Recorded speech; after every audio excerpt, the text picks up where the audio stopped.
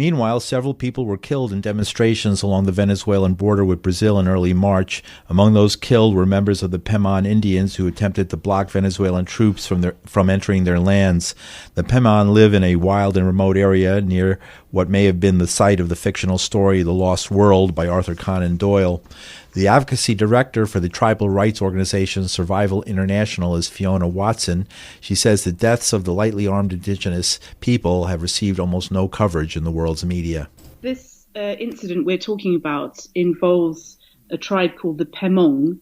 There are about 30,000 of them. Most of them live in the southern part of Venezuela and a few in Guyana and neighboring Brazil.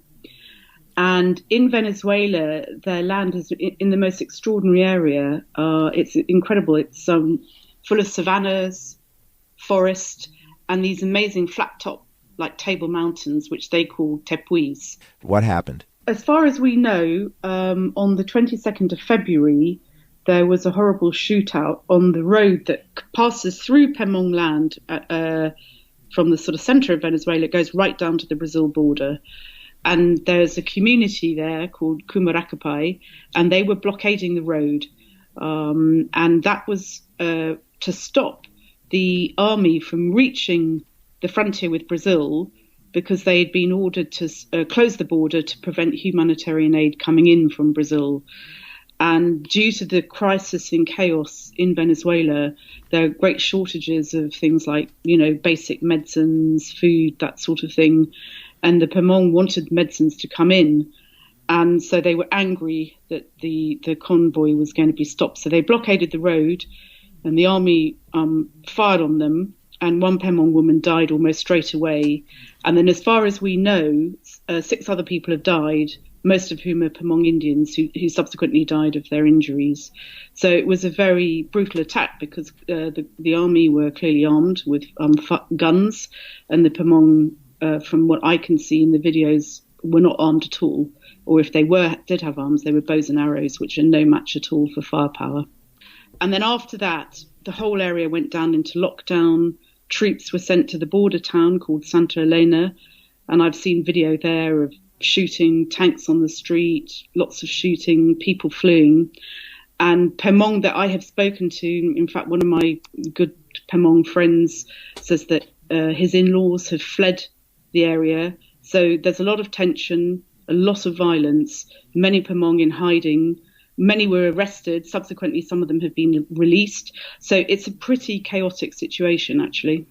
How does this fit into the politics of the region? The politics are undoubtedly complicated. I think what's been going on in this particular area where the Pemon live is that, and in fact it's the same in other parts of Venezuela that I know of, is the breakdown of law and order. And Venezuela, parts of Venezuela, including the Pemon territory, have been overrun by what they call sindicatos, which are these kind of armed gangs or militias, drug traffickers, people who are taking advantage of the general chaos as Venezuela slides and is in crisis.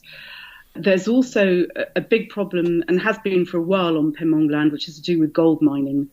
There are gold mining companies, and in fact, President Maduro several years ago announced a massive corporate scheme whereby that's called the mining arch of the Orinoco. The Orinoco is the main river in this region.